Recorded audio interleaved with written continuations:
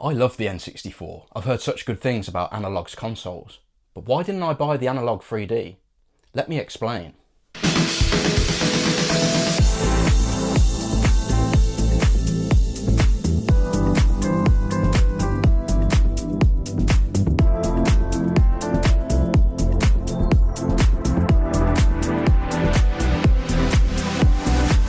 Hello YouTube, N64tress here, I am back. Thank you for tuning in again as always. It is very much appreciated. So the Analogue 3D then, I'm not that familiar with Analogue products. It's probably not helped me on this whole journey with the Analogue 3D really. I have heard good things. Is it the Analogue Pocket that they have enhanced the experience for gamers and all in one convenient place? But handhelds aren't really my cup of tea. I had a Game Boy Color.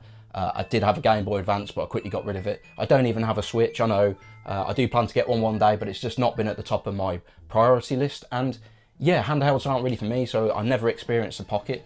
I must admit, when the Analogue 3D was announced, it sort of lit my eyes up. It's a great concept. So what sort of things were they promising then? They were promising 4K experience.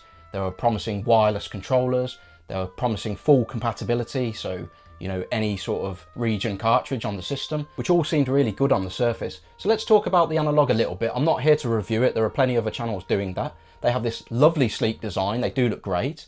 They do have this wonderful overclocking feature, which allows you to adjust the refresh rate, and I think it does it automatically, so you maximize the potential of the games that you're playing. Certainly some of the later games in the N64 life that are quite demanding, it kind of adjusts for that and allows for a sleeker, smoother experience and less rigid, I guess. They are fully compatible across all regions, so any cartridge you have do work, which I think is a great feature really, and nice to see that they've done that. So let's talk about some of the sticking points for me. The first was the price. I can't remember what it was at launch, but when they restocked on Monday just gone, it was $269.99 USD, and then it was another $49.99 USD for postage. So you're already looking at over $300 just to get the actual item. And then of course, if you live in the UK like I do, you're going to get slapped with a 20% customs duty. So you're looking at about $360, which is very much over £300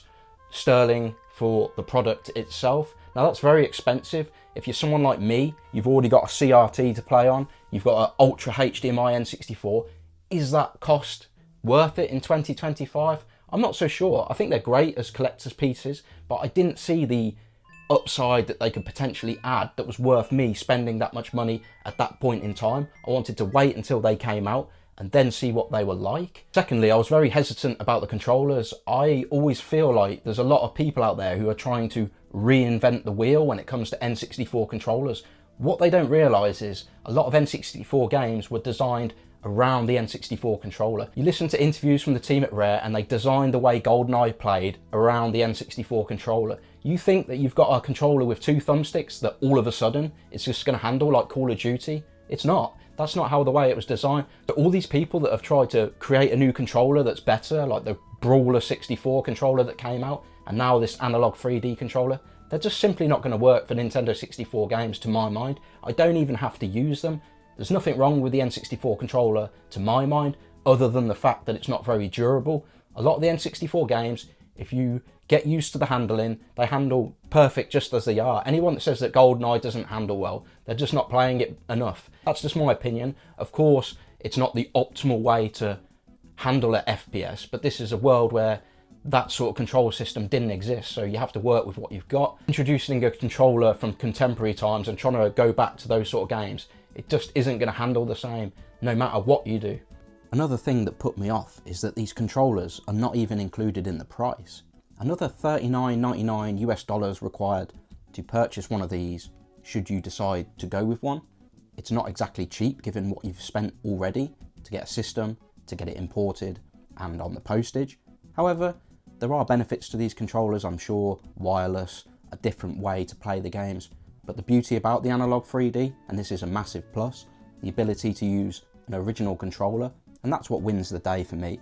If I ordered an Analogue 3D, I would not waste my time with one of these controllers. Looking at some of the reviews, I'm not surprised to see that they're not reviewing as well as people had hoped. It turns out on some of the reviews that I've watched that it's not fully compatible with EverDrives at the moment. You do hope that's something that they can address, because that would be a huge sticking point for me. A lot of my cartridges are in games that are sealed or in conditions where I don't want to keep opening the boxes.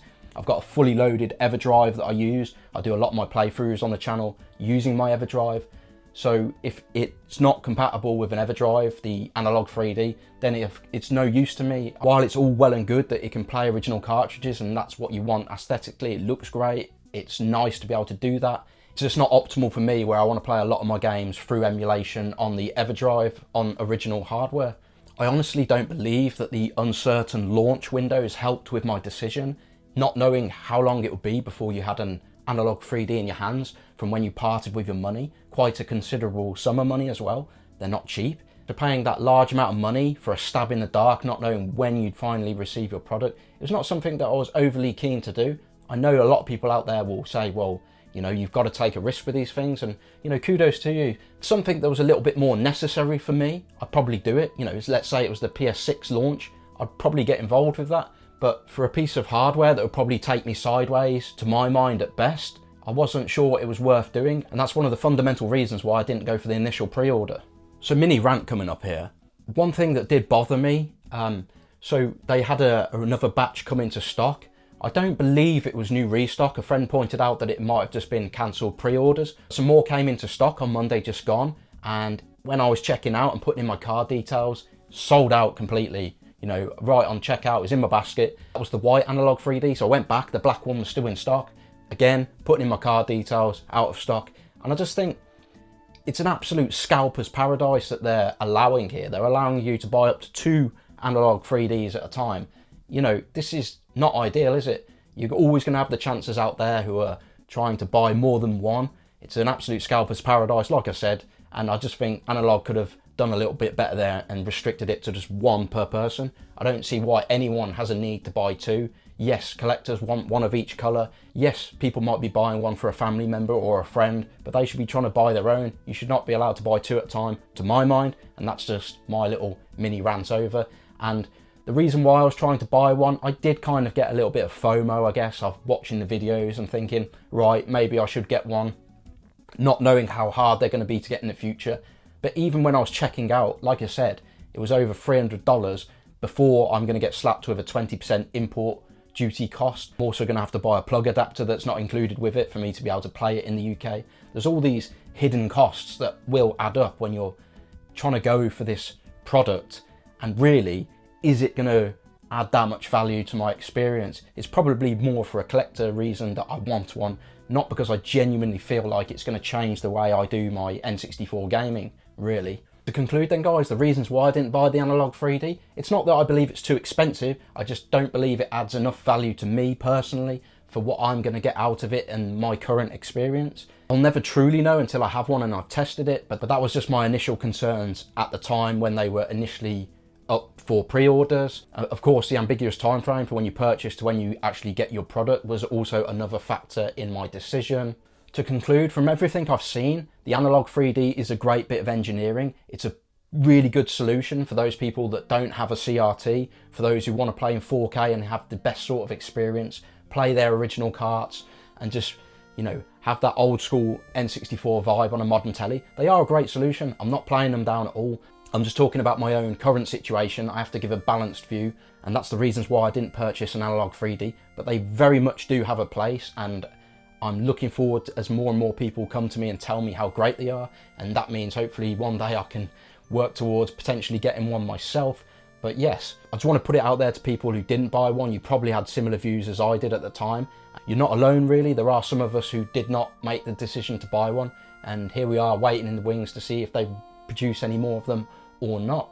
I don't believe it's something that I'm overly going to miss out on for the time being. Will it make me play N64 anymore having 1 or not? Absolutely not. I play N64 regardless. I'm not unhappy with my current visuals. If I was unhappy, then I would have bought 1, of course, but I'm happy with my Ultra HDMI. I'm happy being able to play on my CRT when I want to, and I'm happy having that money still in my pocket to go towards other things that I need more at this moment of time in my life. My closing thoughts then are that the Analogue 3D is very impressive, but it's just not for me at this moment in time. Hopefully they resolve the EverDrive issues and the compatibility with that. Hopefully they restock, and then I'll consider buying one at my leisure. Let me know your thoughts. Have you played the Analogue 3D? Have you received yours? Let me know what you think. Are you impressed with that overclocking mechanism? Are you in a similar position to me where you're considering buying one, but seemingly now in the lurch, unable to do so? Or were you a skeptic from the start, and do you just much prefer playing on your old school N64 console on your CRT with an original controller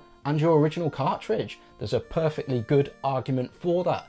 Light up the comment section and let me know. I hope you've enjoyed this video, guys. If you did, please drop a thumbs up. It really helps the channel out. If you're new to the channel or a returning viewer and you're not yet subscribed, please consider doing so. It really helps the channel out. I'm trying to build the channel up. Thanks for watching, everyone, and I'll see you on the next one. I'm certainly not going to pay scalper prices. I'm certainly not going to pay scalper prices. I'm not that desperate.